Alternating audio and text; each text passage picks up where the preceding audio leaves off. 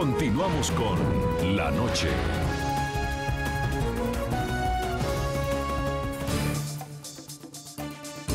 Regresamos con el fiscal general de Colombia, Eduardo Montealegre. Nos acompaña en la ciudad de Bogotá, en Colombia. Fiscal, hay otra pregunta que en este momento muchos se hacen y tienen que ver con la participación en política que podrían llegar a tener los integrantes de las FARC. Un personaje, por ejemplo, como alias Timochenko, ¿podría eventualmente participar en política en el futuro a la luz de estos acuerdos? En este momento existe una prohibición constitucional.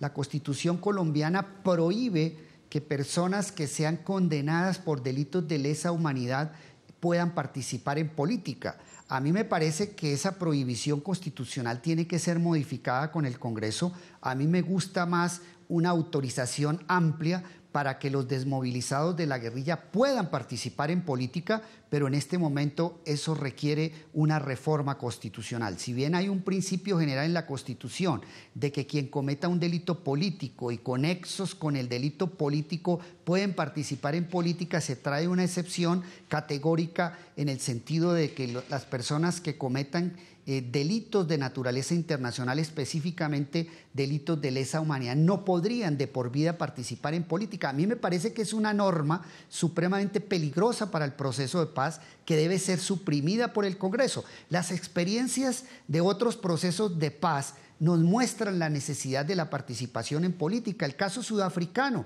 Mandela estaba condenado a cadena perpetua, estaba condenado por actos que cualquier persona consideraría como acto terrorista y sin embargo pudo participar en política y llegó a ser presidente de la República Surafricana. Lo mismo ha pasado en Guatemala, en El Salvador, relativamente en el Uruguay, en los cuales los desmovilizados participan posteriormente en política. A mí me parece que ese es un presupuesto fundamental para la reconciliación y para el posconflicto. ¿Y así hayan sido condenados por delitos de lesa humanidad?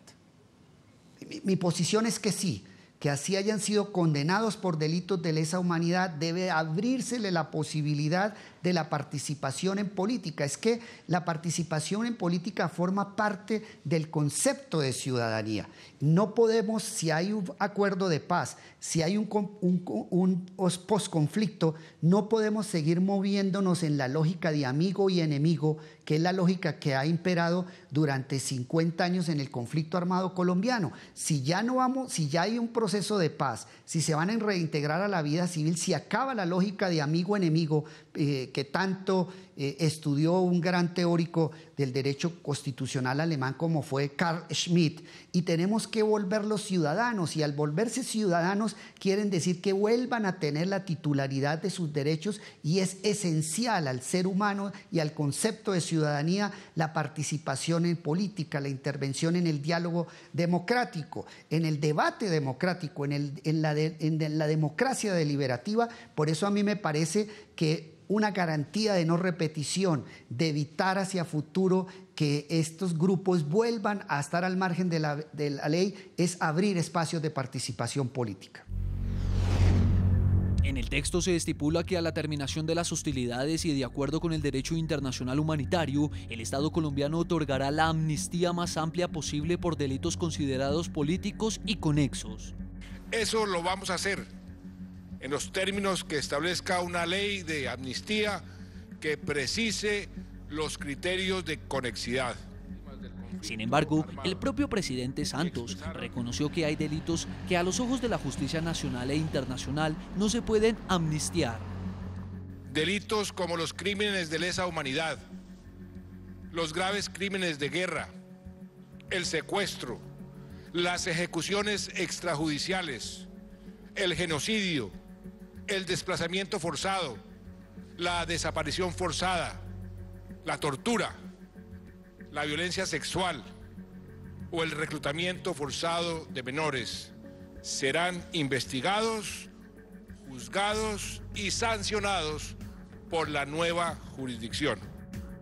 Según el documento firmado por las partes, la nueva Jurisdicción Especial para la Paz tendrá competencia frente a todos los que de manera directa o indirecta hayan participado en el conflicto armado interno, incluyendo a las FARC-EP y a los agentes del Estado.